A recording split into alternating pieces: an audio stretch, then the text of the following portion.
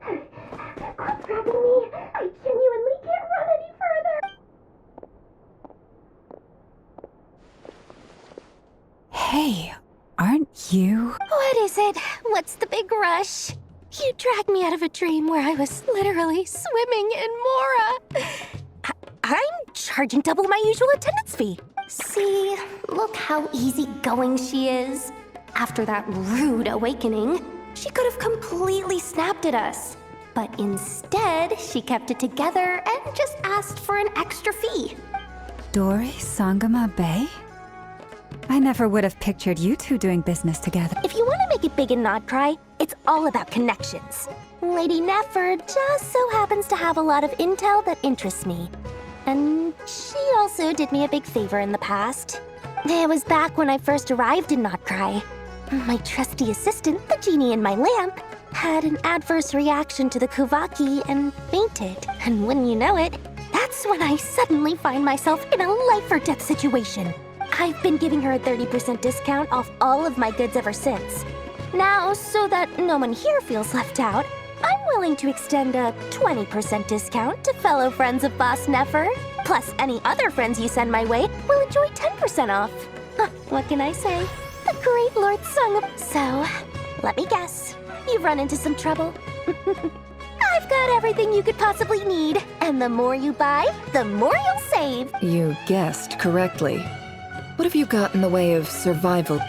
The one type of gear I've never been short on. What are you looking for? A jetpack fresh from the Academia's labs? An ancient suit of armor, dredged up from the bottom of the At the very least, I need to know what kind of opponent you're dealing with here. If even you're worried about staying alive, it must be pretty serious. What if I told you it's someone with the power to bring a nation to its knees? Is that so? Then we really are talking top-shelf treasures. I don't have anything like that in stock right now. I'll have to ask my supplier. Your supplier? A powerful woman, make no mistake. I can't reveal her identity, but luckily for you, I hear she's planning to visit Not Cry in the near future. If you're willing to wait, I can ask her when she's here. Can't say exactly how long that'll be, though. Willing to... Then, let me put it another way. What would you do if you encountered an enemy like that? Roll over and serve yourself up on a silver platter? Of course not. I have a handy little trinket from one of my generous suppliers, which... Hold on. What exactly are you getting at? No, this is for my personal use. Let's just say I'm borrowing it, all right?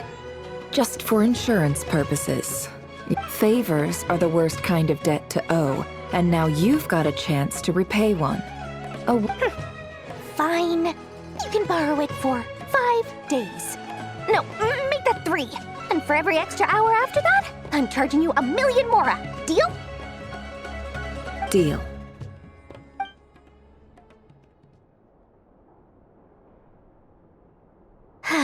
What a way to start the day. Now, was there anything else you wanted? Or can I go back to bed now?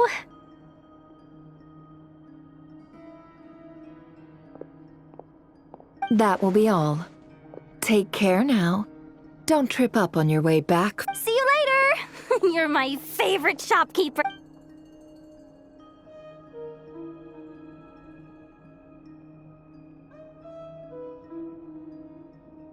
Excellent. Everything is well and truly ready. The ceremony can now begin. After initiating the ceremony, your minds will follow me wherever I go. You will see many strange things in your mind's eye. So remember, don't be frightened, and don't make a sound. Now then, let us peer into the Raker of Solnari's past.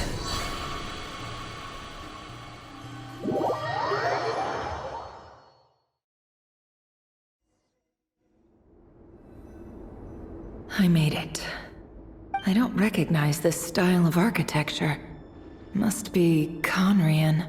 Simple furnishings, table and chairs. It's a more ordinary house than I might have expected. Looks like the fearsome Raker of Zulnari came from surprisingly humble beginnings. Unless this passed for luxury in Conria. Unlikely. It was said to be a very prosperous nation in its heyday. Anyway, I'll...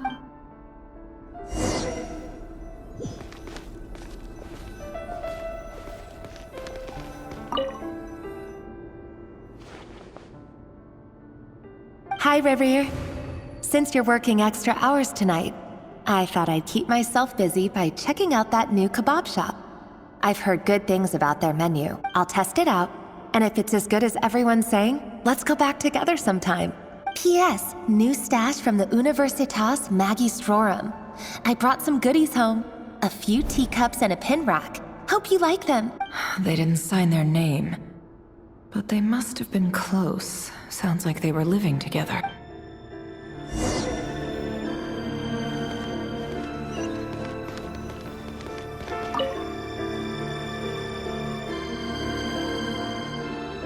I went over to Joseph's for drinks today.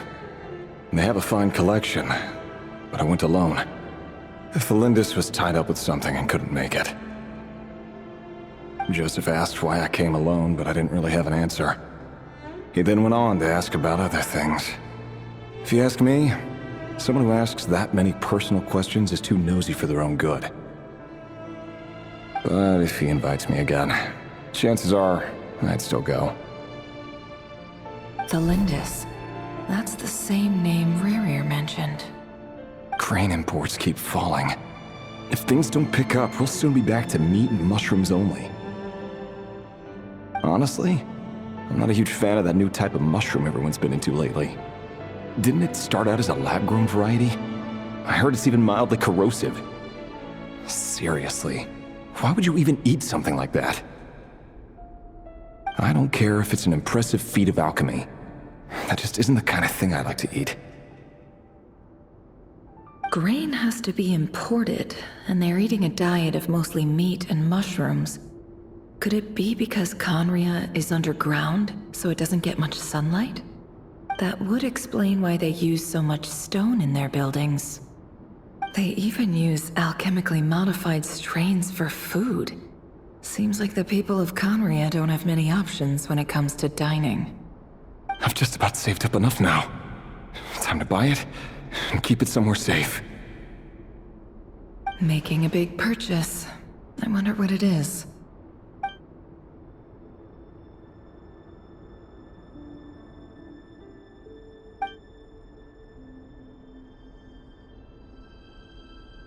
He really is a professional. No wonder he's so good at covering his tracks. Despite what he's become, it seems like he's retained certain habits, at least in this regard.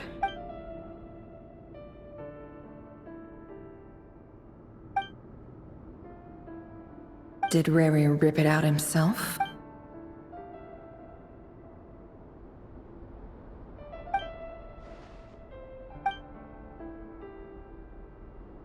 Before I met you, I was convinced that my heart was nothing more than a stagnant pool, the burial place of a fallen moon. A withered, windless grove where the waters rested forever unrippled. It was you who helped me see that my heart hadn't entirely withered away, that it could still beat to the rhythm of love. This is just trivial sentimentality from the looks of it. Why would he go to the trouble of hiding that? The burial place of a fallen moon.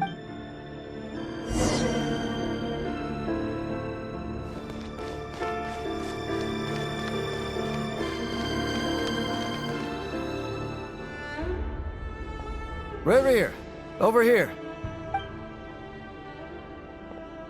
Dane! Oh, and, Vedalfin here? What a surprise to see you here, sir. Hello there, Revier. You need not address me so formally outside of court. He doesn't get that much free time, so I invited him over for a drink. Even the court prophet deserves a break every now and then, right? Well, I'm flattered. So, what are we discussing today?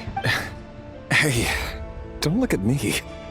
As far as I see it, We don't need an excuse to have a few drinks. Come on, don't give us that. Didn't you say you were about to pop the big question? How's that coming along? Who'd have thought the great Twilight Sword was an even greater gossip? I just didn't expect you to be the first one to settle down and get married, that's all. Yeah. If you told me that a few years ago, I wouldn't have believed you either. So, are you planning to come clean about your job then? I'm guessing you still haven't told her. Sure, I'll have to tell her at some point. But I'll need to pick the right time and place. To be honest, I have no idea how she'll take it. Come on, stop being such a pessimist. For all you know, she could be thrilled. I bet she'll be much more impressed by your actual job than the one she thinks you're doing now. A member of the King's Guard. Quite the cover story. Does the king himself even know? Of course he does. Anyway, enough about me. How have you been? Me? Same old, nothing much to... Huh? What's up, Ved? It's nothing. Vedifulnir, Dainslif's elder brother. Renowned throughout the court of Conria as the Visionary, and said to possess a wisdom far beyond the reach of any ordinary man. And yet, despite the gulf between us, he seems to have something to say about me. Does he even know me? Does he see me as a friend of his brother, or just another of the Vinster King's Why did he react so strongly? Was it really to do with what we were talking about? Brown, curly hair and brooding blue eyes. So this is what Rerir looked like back in the day. Perfectly normal. No different from anyone else. As frightening as this monster is in the present, there's something even more unsettling about seeing the human he used to be.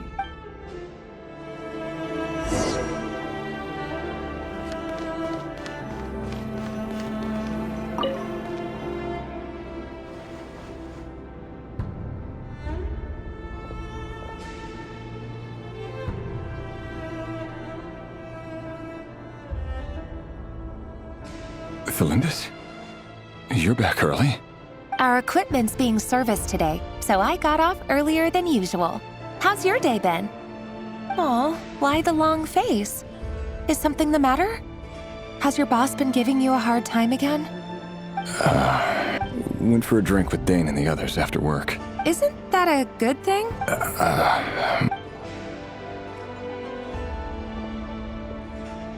Vedifulnir showed up today, too. You know, Dainslif's older brother. Ah, Mr. Vedifulnir. Yes, I've heard of him.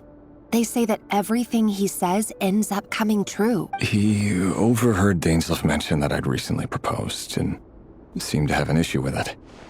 But when I asked what it was, he kept it to himself. So, you're worried?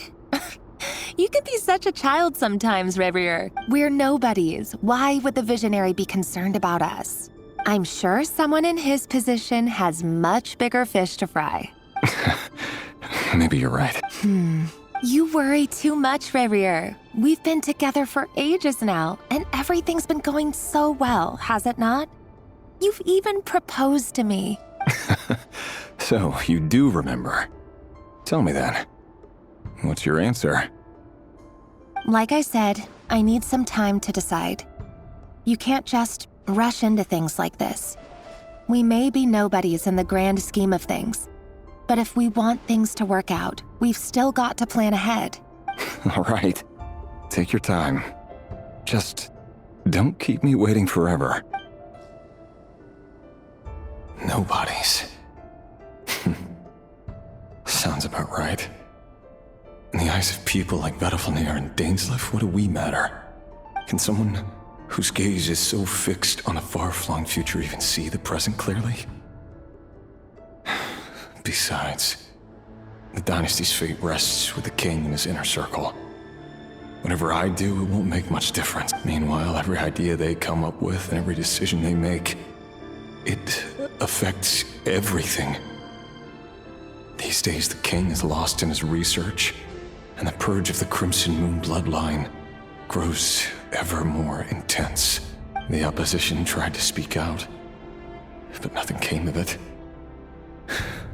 And I'm under no illusions as to why. Because we eliminated them and got rid of their bodies. A man can have 1,000 reasons to carry a sword, but there are few good excuses to use it. Yet the king has never even considered a gentler approach. And what becomes of someone who kills on another's behalf? Can he ever find true peace?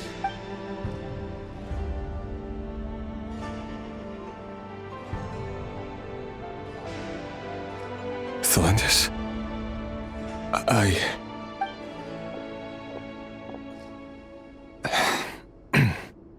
It's nothing. You were right. Fate has never smiled upon nobodies like us. But by the same token, it's unlikely to bear a grudge against us either. There's no reason we can't keep living happily together, cherishing the simple joys of each day as they come. See? You just need to stay positive, Riri. I can feel your warmth, your breath. You're right there, right by. Just seeing you makes me happy in a way I can't explain. And that's something that no one could ever take away from me. So smile, my love. Let go of that You're right, Thelen. That's better. Getting caught up about things like this will only ruin our evening. Speaking of which, all set for the ball tonight? I need to go get ready. You go ahead. I just have a few things. Even busier than the big shots, huh? Fine, I'll go get started. But don't be late. If you keep me waiting too long, I won't be a happy bunny. Relax. I'll be there. Seriously, though, you drive a hard bargain. You're really gonna leave my proposal hanging and still expect me to take you to the ball? Well, that goes without saying. I already told everyone I'd be coming with a dance partner. Besides, they're two completely different things. Let's take it one... All right. White outfit it is. It seems like Rerir was deliberately hiding his ties to the intelligence services by giving the impression that he was just an ordinary member of the Finster King's Guard. He clearly doesn't want his would-be fiancée to know about his other life. Then again, that's hardly surprising. People in the intelligence trade rarely do. Who'd have thought we were in the same line of work? Let's dig a little deeper.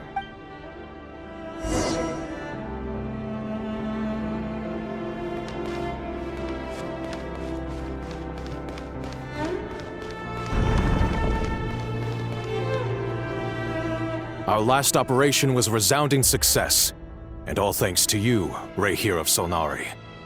In total, we apprehended 32 dregs of the Crimson Moon, and 67 accomplices.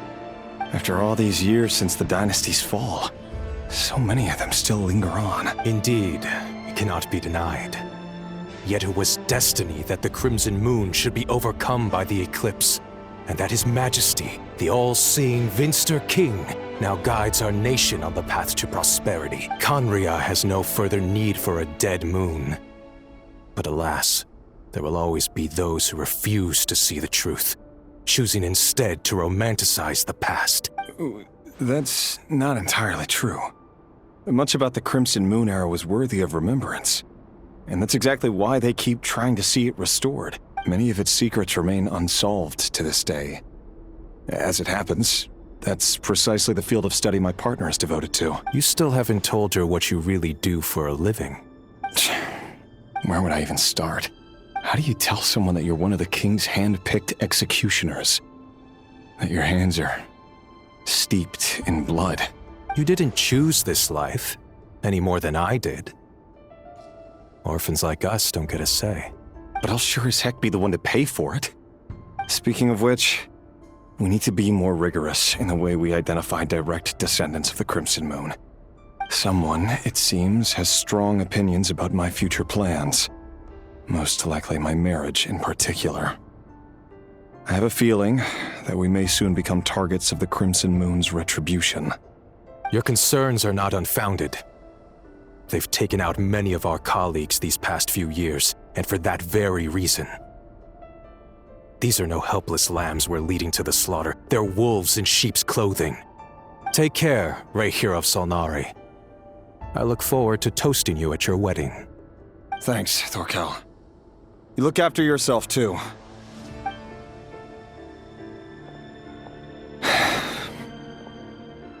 Lindis, I never wanted to keep this from you.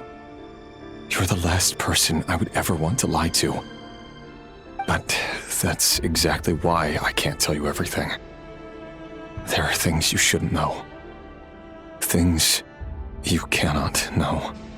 The Moonlit Dynasties are a thing of the past.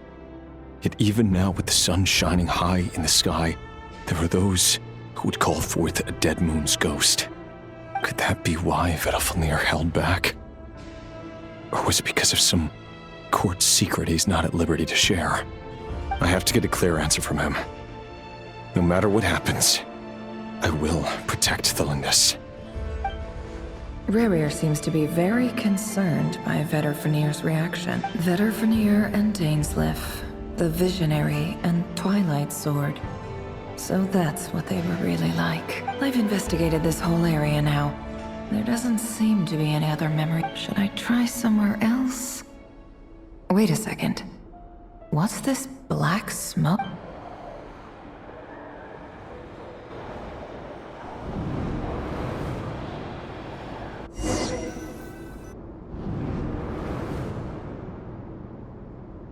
So, he's late after all. Just you wait, Rerir. You're in for it. Big time. Are you waiting for someone, ma'am? Could I tempt you into buying some Oh, sure. Thank you.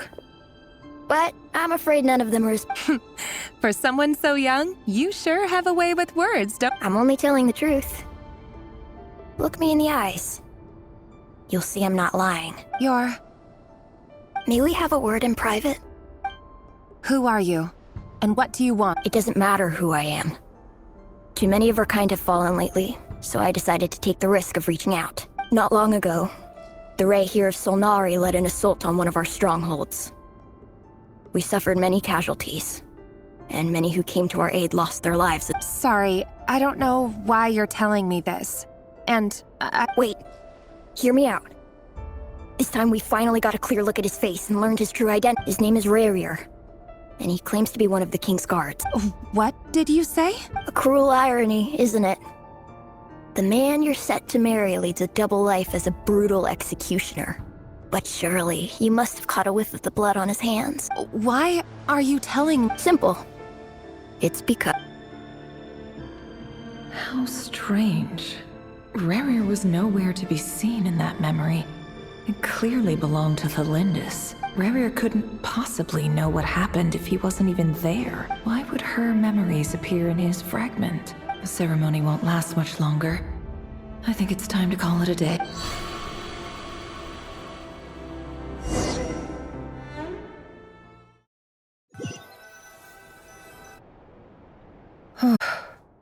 So that was your doing? Did you just pull us inside Rerir's fragment to spy directly on his memories? Any more questions, and I'll have to start charging. I had no idea you could do that, boss! Seriously, that was amazing! We're not worthy. We're not worthy! I gotta admit, though, I'm itching to see what happens next.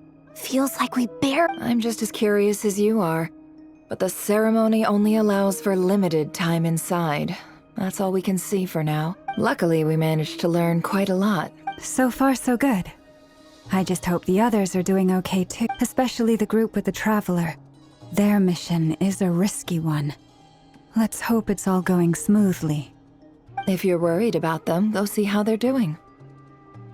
If I know boss, she's gonna need some time to write up all the details and make sure it's all coherent. I'll stay behind to lend a hand, but feel free to head back and meet up with the others.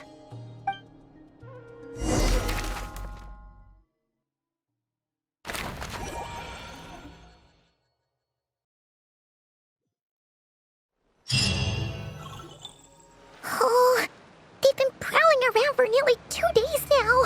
These things just won't quit. Oh, they might not have seen us yet, but them constantly sweeping the area, our way out is completely blocked. Oh, that's never gonna work. One little slip up and it's game over.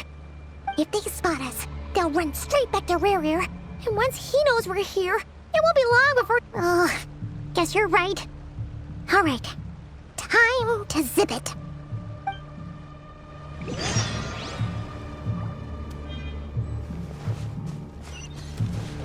Quick, hide! We almost got spotted! Phew! That was a close call.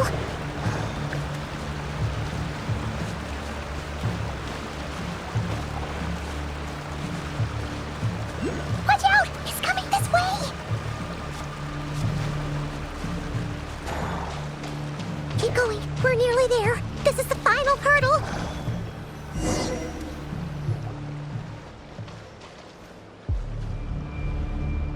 Oh, there's no end to these things!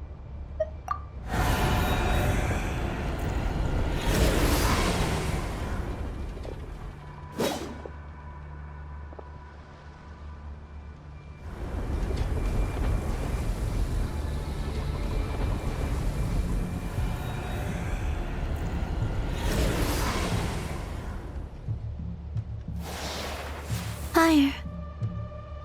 Fire? Wait, what's that smell? Oh no! There's a fire!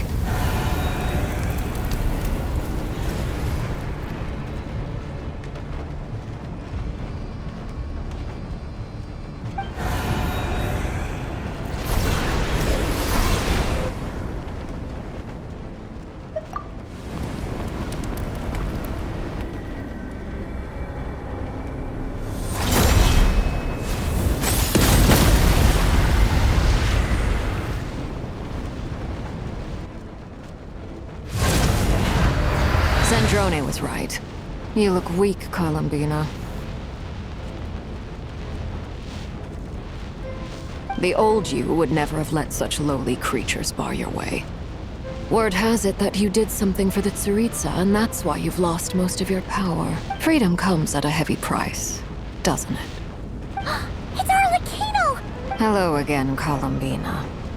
And greetings, guests of the House of the Hawk. It's been a while, Arlecchino.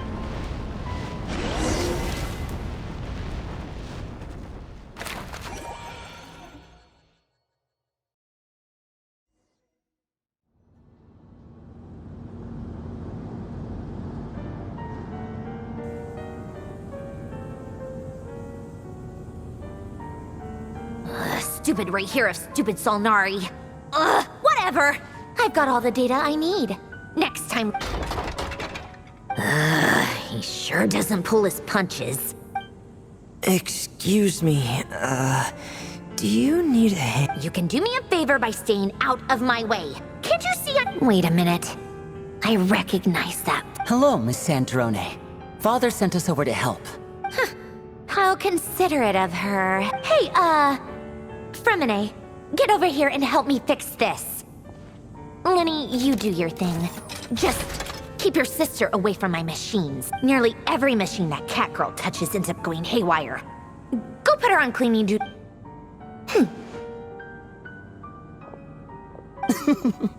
Then let's start downstairs. Fremine, we'll leave this place to— You've got it. Wait a second. Pretty sure there's still some tea in the cupboard. If you want some, you'll have to make it yourself.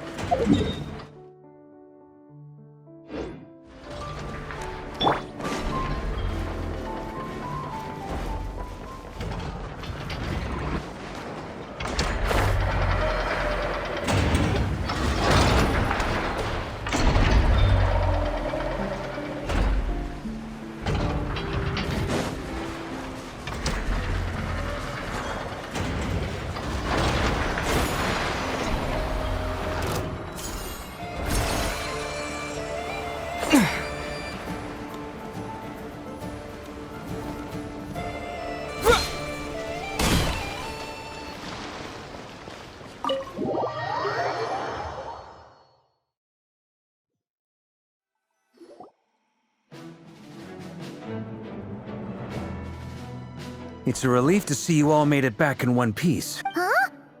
Feels like there's quite a few people missing. Where's Flint's and the others? I returned ahead of them. Flint is helping Aino and Anefa to set up the decoys and buy us some time. As for Miss Nefer... Boss is still wrapping things up on her end. She sent us back to fill you all in on the top secret intel we've been... I see. But first, who do we have here? You brought someone else in to help? Greetings. I was invited here to help as a longtime Tea Party companion of Columbina's. You may call me Arlecchino. Surely it can't be. Those eyes. Oh, where have I seen them before? Wait, of course. In those memories we just saw. The only Arlecchino I know is the fourth of the Fatui Harbingers. So either you share a pretty uncommon name, or you're more than just a Tea Party. You are well informed, Grandmaster. A man from Mondstadt living all the way out here in Nodcry, and yet the people and affairs of Snezhnaya seem to hold a special place in your heart. Oh, the feeling's mutual. Sounds like you know all about who... A Fatui Harbinger. The atmosphere in here just got really tense. Guess we can't just start trusting Fatui Harbingers. I must admit, though, I'm a little curious. Seeing as the Moon Goddess no longer belongs to the Fatui, what makes you so willing to put your neck on the line here? Nor does Nodcry belong to Mondstadt, Mr. Varka. Yet still, you're fighting for it all the same. Things don't always have to have a tangible payoff. Sometimes, stopping things from spiraling out of control is a higher priority than chasing the spoils of victory. Of course, I can't say there's nothing in it for me at all. But that's between Columbina and myself. Forgive me. I don't mean to doubt you. It's just that the Fatui really have been the source of many of... We have our own way of doing things here in Nodcry. But ever since they arrived, the Fatui... I know there's been a lot of bad blood between us in the past. I've done my utmost to avoid friction whenever I could. But sometimes fundamental conflicts of interest simply can't be settled amicably. That's why I'm here solely in a personal capacity. This has nothing to do with the Fatui. As a gesture of good faith, I'll be frank. I can help Columbina track down the iridescent moon's marrow, which will help her restore more of her power. Anyway, what else is on the agenda? She says she'll be frank, then completely skips over the details. Looks like she doesn't want to give away too many secrets, but she clearly wants to change the subject. It'd be awkward if I tried to bring it up again now. I guess we'll just have to go along with it. She's the fourth of the Fatui Harbingers, after all. One look and you can tell she's not someone you'd want to mess with.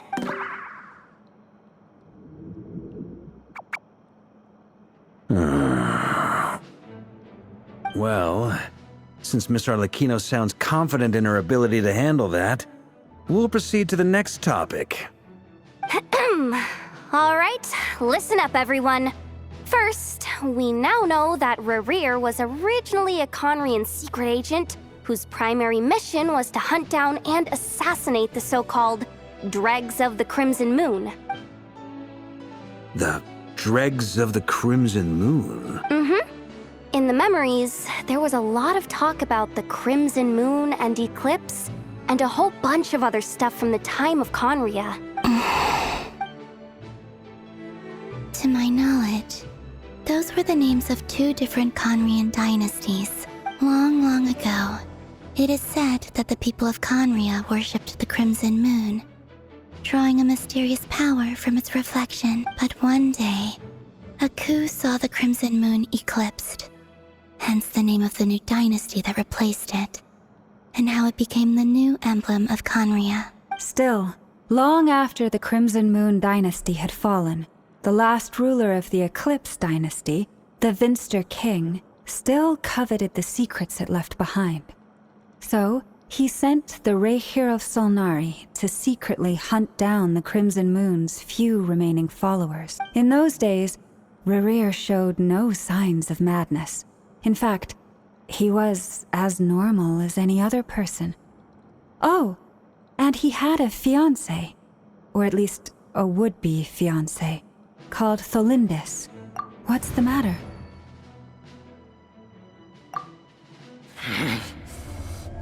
pitifully. Granddaughter. Flinders.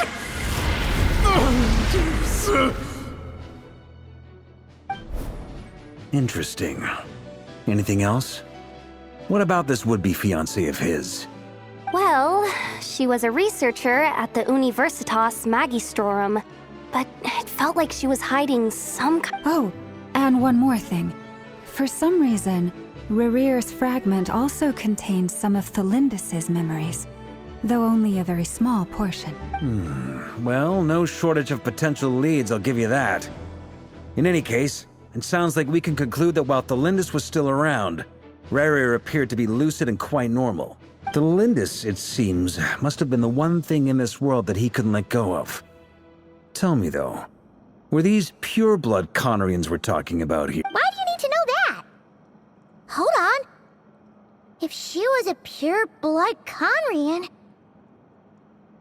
Oh yeah, just like how it was with the captain. If we could somehow find her, do you think there's any chance Rerear might regain some of his sanity? It's possible, but it would take a miracle. We can't pin all our hopes on that. That merchant who Nefer knows, Dori Sangama Bay. Maybe we could hire her to look... All right, then. Let's keep working on our Traveler, Paimon, Kutar, and Miss Arlecchino. We'll go look for the iridescent moon's marrow. As for the others... On the way over here, I noticed that the wild hunt monsters had grown even more frenzied in their search for Kuta. At this rate, the people living here will be in grave danger too. So I'm thinking of gathering together some of our followers. I'll head back to the curatorium and meet up with the boss. Feels good knowing we've all got something to be getting on with. Given that the Wild Hunt has been a lot more active lately, the Lightkeepers have likely begun their own operations too. If that is the case, someone will need to pass the news on to Flint's. I'll hold the fort for now, then discuss our next move with Flint's, Aino, and Anefa when they get back. All right then. Well, the clock's ticking. If that's everything, we'll be on our way. We'd better get moving too. We'll try to buy you as much time as we can. Relax. Just do your thing. I decided to call in some backup since things are getting so hairy. Our reinforce. Stay safe, everyone. Dismiss.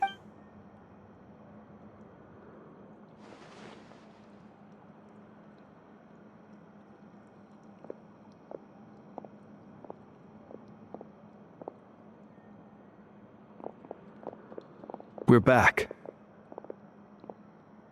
Did we get here a little early? Or a little late? A tad late. The others have already set off. To summarize, our resident moon goddess has found us a new ally, and Boss Nefer has uncovered some promising info. Everything going smoothly on your end? Not great. I don't know how long we can stall them for. The decoys are getting taken out way faster than we imagined. I'm gonna make some more later, but I need a timeout first. I'm so tired. Oh, right. Inefa, could you fill in Uncle Varka on what we just discussed? Sure. Uncle Varka, you previously told us about how when you went to investigate a source of the wild hunt in Amsvartnir, you discovered that it was just a diversion. But according to Flint's intel, several outbreaks of the wild hunt had already occurred in Nodcry in the period leading up to that. That was before Rerear had regained his body, when he was far from regaining his full strength. In other words, in theory at least, he still lacked the means to act in two places at once. Flint's. With everything that's been happening, the Lightkeepers across Nodcry are rallying to fight back against the Wild Hunt. I know, I'm sure you're capable of coming up with something far more effective than decoys. But for now, you should stay. And Efa and I will head back over to Amsvartnir to see if there's anything I missed. I told you Uncle Varka would say that, didn't I? A deal's a deal. Not a word about my snack intake for the next week. Database updated. Reliability of Aino's predictions increased. What does that mean? They were betting on how you'd respond after hearing their intel. It's the obvious choice, isn't it? That's hardly worth betting on. We already decided that Anefa should go investigate the situation over at Amsvartnir on her own. You might as well stay here and keep watch. Someone needs to hang back and oversee our strategy meetings. And besides, you still haven't fully recovered from ambushing Rerir. So I've ended up with the easiest assignment. Well, I appreciate it, everyone. See you when you get back.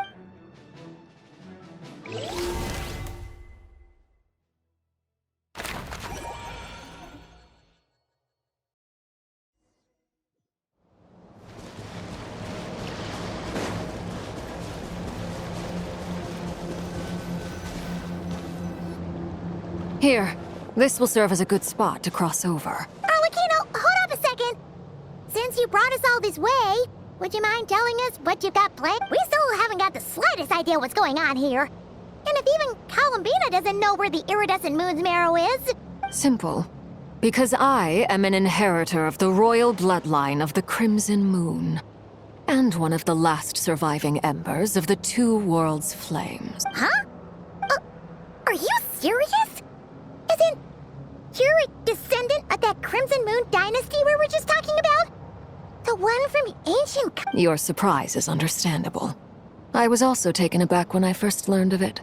But the more I thought about it, the more I realized the signs had been there all along. When I was young, I discovered I could wield a very special kind of fire. It coursed like blood through my veins and smoldered away inside my nerves.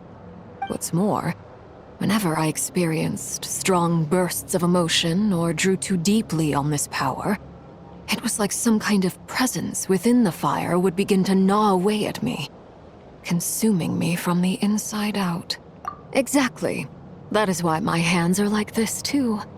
At first, I saw it only as a curse, but once I became a harbinger, the jester apprised me of the truth. Together with my own investigations, over the past few years, there are several things that I have gradually come to understand. For instance, take the so-called Crimson Moon. In truth, it is nothing more than the shattered remnants of the iridescent moon, fused with the abyss to prolong its lifespan. Since this blood flame was bestowed upon me by the Crimson Moon, it is a fusion of the iridescent moon's former power and the corruption of the abyss. You all understand the nature of the abyss well enough. I draw upon its power, and in return, it hungers for my soul. This strange blackness is the mark of corruption it has left behind. If I recall correctly, you once told me that if the corruption ever made it to your heart, you'd become a completely different person.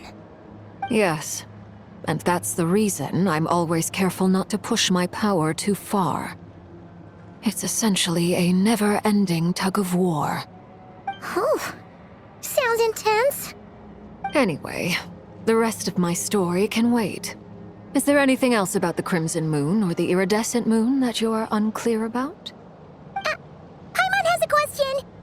So, the Crimson Moon that the Carians used to worship was actually the Iridescent Moon, right? Which was one of the three Moon Sisters.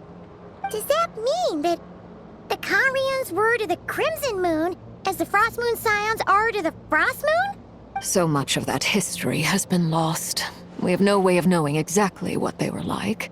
But I would suspect that the Conrians weren't as devout in their moon worship as it might appear. The iridescent moon's remains simply served as their link to the Abyss. Later on, perhaps someone discovered a way to make direct contact with the Abyss. Or maybe there was some kind of ideological divide. Either way, a dissenting faction staged a coup and drove out the royal heirs of the Crimson Moon dynasty. Still, even with the dark sun looming high overhead, the Crimson Moon's glow never truly faded. If you want living proof, it's standing right before you. The first time we met, I sensed something familiar in your presence. When I looked at you, I felt I could see that mysterious red moon in the corner of my eye. In your flames, I saw its broken image, surrounded by a strange black aura. Well, I appreciate that you kept it to yourself.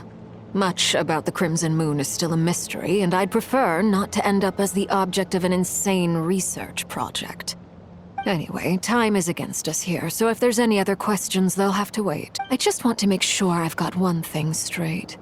In her letter, Sandrone mentioned that since you are unable to contain the iridescent moon's marrow yourself, You intend to leave it in my custody, correct?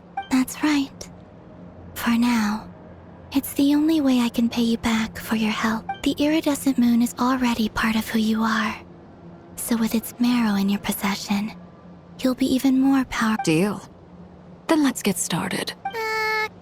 Get what started? What does this place have to do with the Crimson Moon? When I first became a Harbinger, the Jester gave me a book called Paranhari, also known as Leobranto Inamorato. You should be able to buy a copy next time you're in Fontaine. It's a love story set in the Crimson Moon era, but setting aside the tangled romances of its characters, it also records a few interesting details. In the Crimson Moon era, or so the story goes, there was an orphanage that received children from beyond the bounds of this world, and subjected them to a peculiar induction ceremony. Beyond the bounds of this world? For real? And the Crimson Moon sages looked beyond this world for beings with powers that surpassed the gods. But fearing they might lose control, they subjected these children to a process of refinement. They made these children crawl up a fireplace and kept asking them, "Have you died? Did you see it?" Until they finally admitted to having died and seen a crimson moon.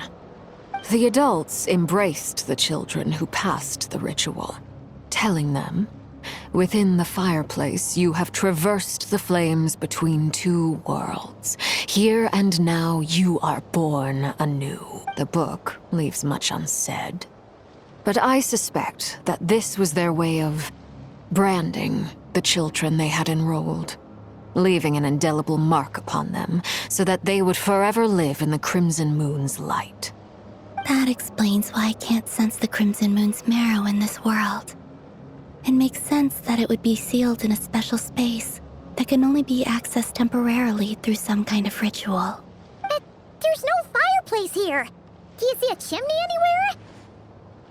Oh, are we supposed to build it ourselves? That won't be necessary. The fireplace is purely symbolic. The key to the ritual is crossing the flames between two worlds.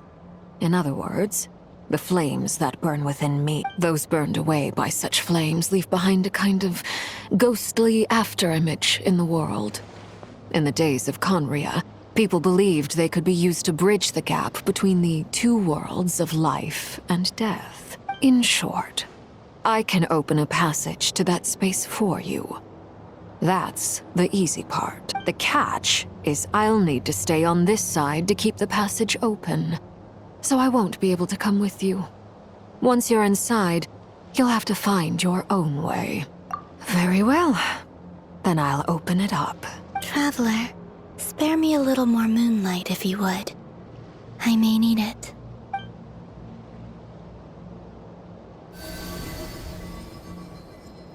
Thank you.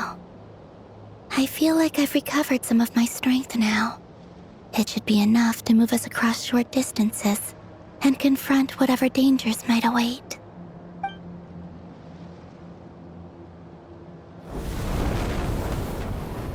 Mistress of the seven hues of ages past, great mother of the present, crimson-clad sovereign of the two realms, by fire severed, by fire renewed, I offer myself now and beseech your descent.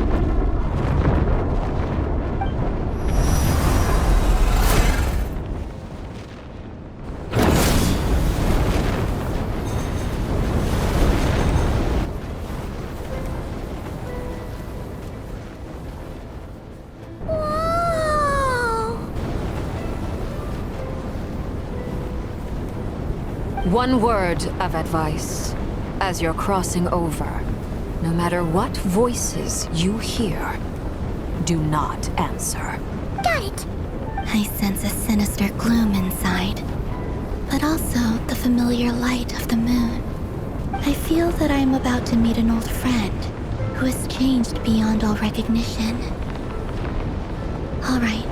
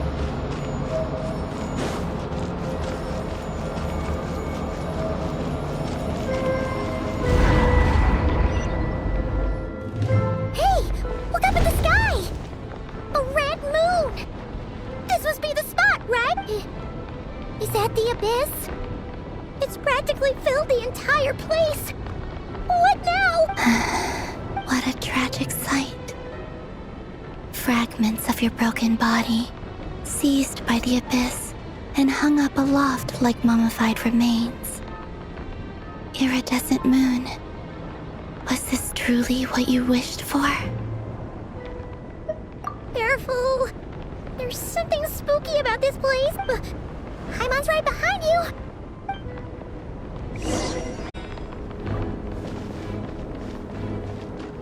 By the way, Kalambina, didn't you tell us that the iridescent moon had shattered into pieces? The moon up there looks pretty whole to Paimon. How is that possible?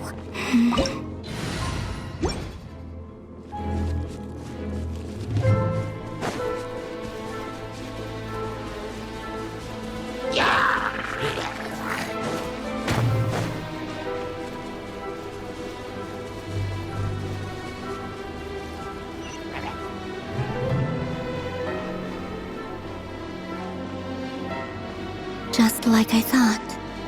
It was only a facade.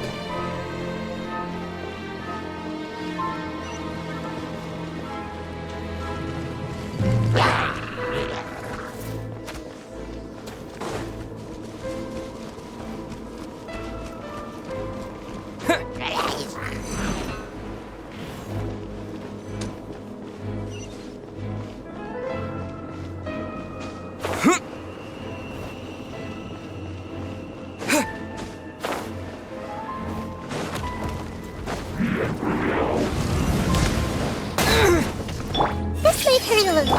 Ha! Scatter! Time to shine!